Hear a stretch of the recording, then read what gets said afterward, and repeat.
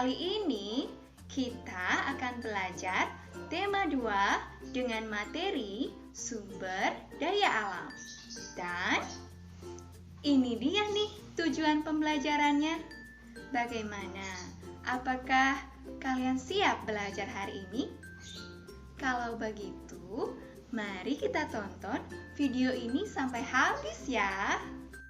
Nah, anak-anak, apakah kalian tahu Indonesia merupakan negara yang kaya akan sumber daya alam yang berlimpah di setiap daerahnya, seperti binatang, contohnya sapi, kambing, ayam, dan masih banyak lagi.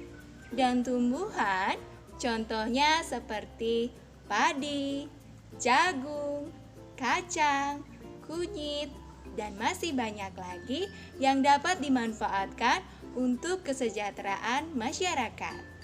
Nah, Indonesia memiliki keragaman sumber daya alam karena suhunya yang sangat hangat dan iklim tropis yang disinari oleh sinar matahari sepanjang tahunnya. Untuk itu, mari kita mengenal tentang apa pengertian dari sumber daya alam, seperti apa jenisnya, dan bagaimana pemanfaatan sumber daya alam. Mari kita simak penjelasan berikut ini. Sumber daya alam itu adalah segala sesuatu yang berasal dari alam dan bermanfaat untuk kesejahteraan manusia, seperti sapi, padi, batu bara, minyak bumi, dan masih banyak lagi. Untuk lebih mengenal sumber daya alam, kita perlu mengetahui apa saja jenis-jenisnya.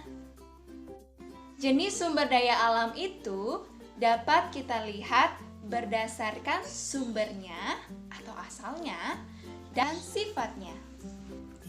Sumber daya alam berdasarkan sumbernya terbagi menjadi 2, yaitu sumber daya alam hayati dan sumber daya alam non-hayati. Sumber daya alam hayati adalah sumber daya alam yang berasal dari makhluk hidup.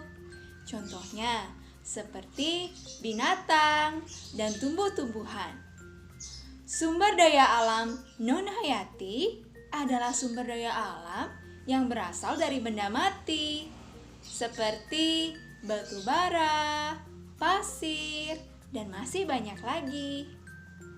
Contoh pemanfaatan sumber daya alam hayati yang berasal dari makhluk hidup yaitu seperti olahan bahan makanan yang berupa daging, sayur, atau susu.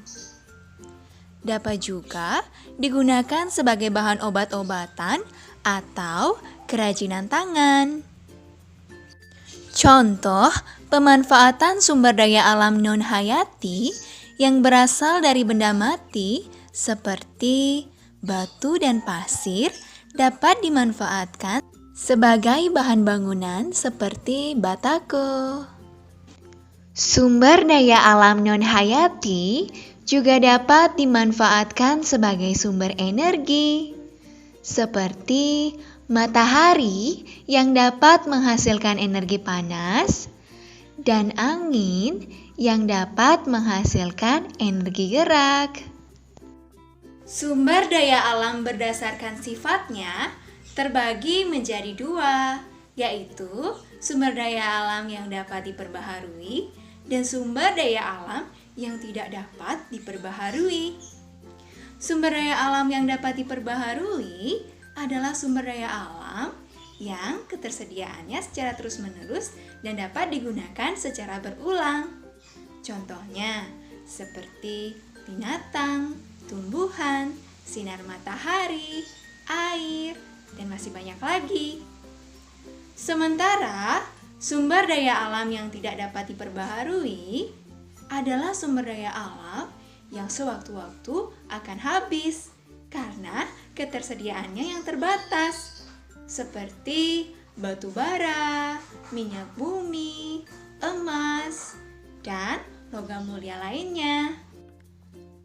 Pemanfaatan sumber daya alam yang dapat diperbaharui, contohnya seperti air yang tersedia secara terus-menerus melalui siklus hujan dan akan selalu ada.